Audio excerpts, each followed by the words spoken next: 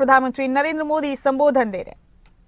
छत्रपति शिवाजी महाराज जैसे महानायक को गढ़ा, इसी धरती ने देवी अहल्याबाई होलकर, रमाबाई अंबेडकर जैसी महान नारियां हमें दी।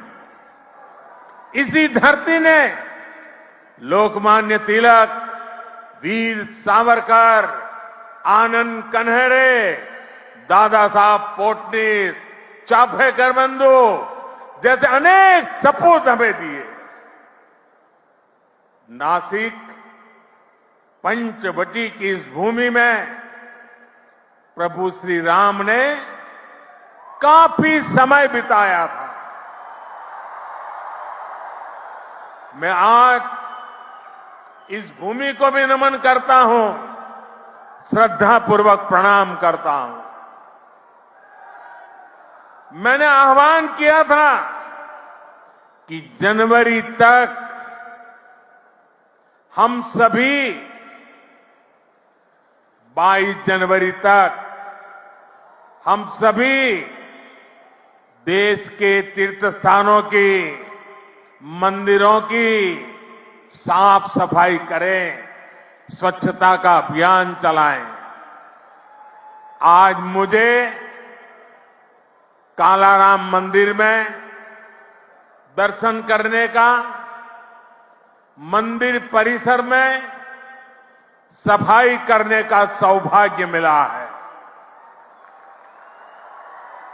मैं देशवासियों से फिर अपना आग्रह दोहराऊंगा कि राम मंदिर में प्राण प्रतिष्ठा के पावन अवसर के निमित्त देश के सभी मंदिरों में, सभी तीर्थ क्षेत्रों में स्वच्छता अभियान चलाएं, अपना श्रमदान करें। मेरे युवा साथियों, हमारे देश के ऋषियों, मुनियों, संतों से लेकर सामान्य मानवी तक सभी ने हमेशा युवा शक्ति को सर्वोपरि रखा है।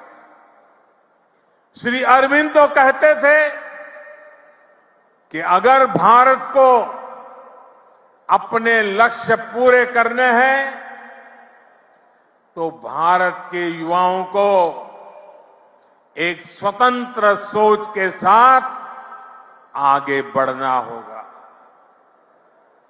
स्वामी विवेकानंद जी भी कहते थे, भारत की उम्मीदें भारत के युवाओं के चरित्र, उनकी प्रतिबद्धता पर टिकी है, उनकी बौद्धिकता पर टिकी है। श्री अरबिंदो स्वामी विवेकानंद का ये मार्गदर्शन आज 2024 में भारत के युवा के लिए बहुत बड़ी प्रेरणा है। आज भारत दुनिया की टॉप 5 इकोनॉमी में आया है। तो इसके पीछे भारत के युवाओं की ताकत है। आज भारत दुनिया के टॉप 3 स्टार्टअप इकोसिस्टम में आया है, तो इसके पीछे भारत के युवाओं की ताकत है।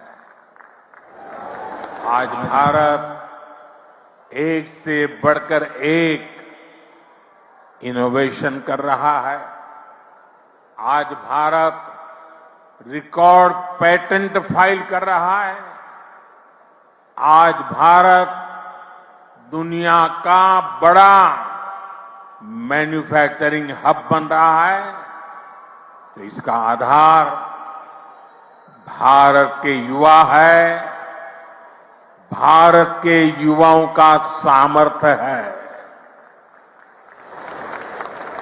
साथियों, समय हर किसी को अपने जीवन काल में एक सुनहरा मौका जरूर देता है।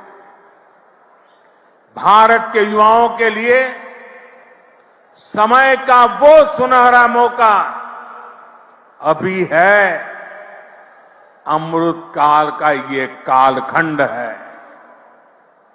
आज आपके पास मौका है इतिहास बनाने का, इतिहास में अपना नाम दर्ज कराने का। आप याद करिए, आज भी हम सर एम विश्वेश्वरैया की याद में इंजीनियर्स डे मनाते हैं। उन्होंने 19वीं और 12वीं शताब्दी में अपना जो इंजीनियरिंग कौशल दिखाया, उसका आज भी मुकाबला मुश्किल है। आज भी हम मेजर ध्यानचंद को याद करते हैं। उन्होंने हॉकी की स्टिक से जो जादू दिखाया, वो आज तक लोग भूल नहीं पाए। आज भी हम भगत सिंह, चंद्रशेखर आजाद, बटुकेश्वर दत्त जैसे अनगिनत क्रांतिकारियों को याद करते हैं। उन्होंने अपने पराक्रम से अंग्रेजों को पस्त करके रख दिया था। आज हम महाराष्ट्र की वीर भूमि पर हैं। आज भी हम सभी महात्मा फुले, सावित्रीबाई फुले को इसलिए याद कर रहे हैं क्योंकि उन्होंने शिक्षा को सामाजिक सशक्तिकरण का एक माध्यम बनाया।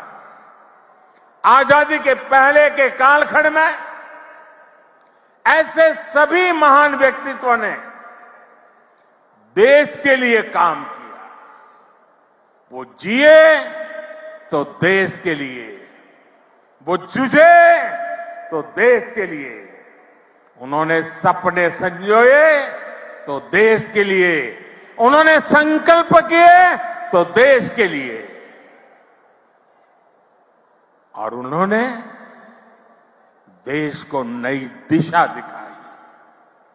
अब अमृत काल के इस कालखंड में आज वो दायित्व आप सभी मेरे युवा साथियों के कंधों पर है। अब आपको अमृत काल में भारत को एक नई ऊंचाई पर ले जाना है। आप ऐसा काम करिए कि अगली शताब्दी में उस वक्त की पीढ़ी आपको याद करे, आपके पराक्रम को याद करे। आप अपने नाम को भारत और पूरी दुनिया में, दुनिया के इतिहास में स्वर्ण अक्षरों में लिख सकते हैं। इसलिए मैं आपको 21वीं सदी के भारत की सबसे सौभाग्यशाली पीढ़ी मानता हूं। मैं जानता हूं आप ये कर सकते हैं। भारत के युवा ये लक्ष्य हासिल कर सकते हैं। मेरा सबसे ज्यादा भरोसा आप सभी पर है, भारत के युवाओं पर है। मैं मेरा युवा भारत संगठन से जिस तेजी के साथ देश के कोने कोने में युवा जुड़ रहे हैं, उससे भी बहुत उत्साहित हूं। मेरा युवा भारत, माय भारत संगठन की स्थापना के बाद ये पहला युवा दिवस है।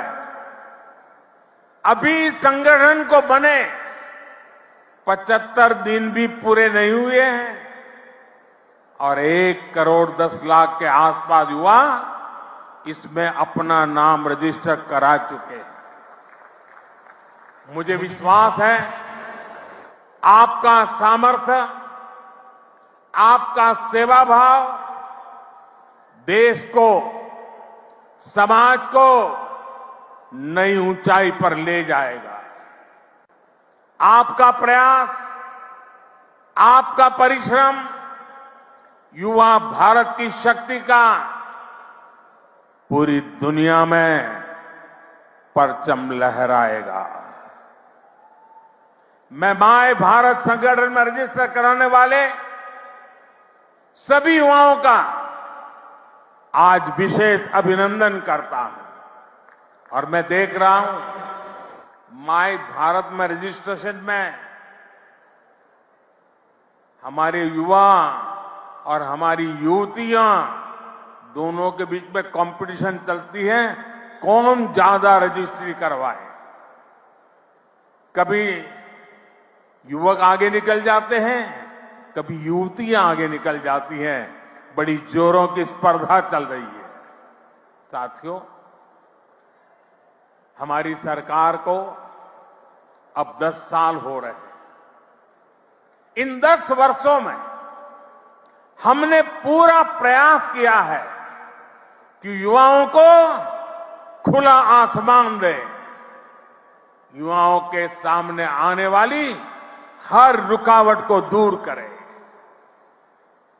आज चाहे शिक्षा हो, रोजगार हो, एंटरप्रेन्योरशिप या इमर्जिंग सेक्टर्स हो, स्टार्टअप्स हो, स्किल्स या स्पोर्ट्स हो, देश के युवाओं को सपोर्ट करने के लिए हर क्षेत्र में एक आधुनिक, डायनेमिक इकोसिस्टम तैयार हो रहा है।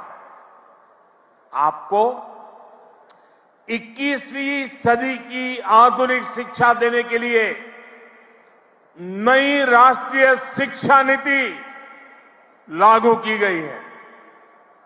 युवाओं के लिए अब देश में आधुनिक स्किलिंग इकोसिस्टम भी तैयार हो रहा है। हाथ के हुनर से कमाल करने वाले नौजवानों की मदद के लिए पीएम विश्वकर्मा योजना शुरू की गई है। पीएम कौशल विकास योजना की मदद से करोड़ों युवाओं को स्किल से जोड़ा गया है। देश में नए आईआईटी, नए एनआईटी लगातार खुलते जा रहे हैं। आज पूरी दुनिया भारत को एक स्किल्ड फोर्स के रूप में देख रही है। विदेश में हमारे युवा अपना कौशल दिखाया पाए, इसके लिए सरकार विदेश जाने वाले युवाओं को ट्रेनिंग भी दे रही है। France, Germany, UK, Australia, Italy, Austria जैसे अनेक देशों के साथ सरकार ने जो मोबिलिटी समझौते किए हैं, उसका बड़ा लाभ हमारे युवाओं को मिलेगा। साथियों, युवाओं के लिए नए अवसरों का आसमान खोला जाए। सरकार इसके लिए हर क्षेत्र में पूरी शक्ति से काम कर रही है। देश में ड्रोन सेक्टर के लिए नियम सरल बनाए गए हैं। सरकार आज एनिमेशन, विजुअल इफेक्ट्स, गेमिंग और कॉमिक सेक्टर्स को प्रमोट कर रही है। एटॉमिक सेक्टर, स्पेस और मैपिंग सेक्टर को भी खोला गया है। आज हर क्षेत्र में पिछली सरकारों से 2 गुनी, 3 गुनी रफ्तार से काम किया जा रहा है। ये जो बड़े बड़े हाईवे बन रहे हैं, वो किसके लिए है? आपके लिए, भारत के युवाओं के लिए। ये जो नई नई वंदे भारत ट्रेनें चल रही है, वो किसकी सहूलियत के लिए? आपके लिए, भारत के युवाओं के लिए। हमारे लोग विदेश जाते थे, वहां के पोर्ट, वहां के एयरपोर्ट देखकर सोचते थे कि भारत में ऐसा कब होगा। आज भारत के एयरपोर्ट्स दुनिया के बड़े से बड़े एयरपोर्ट का मुकाबला कर रहे हैं।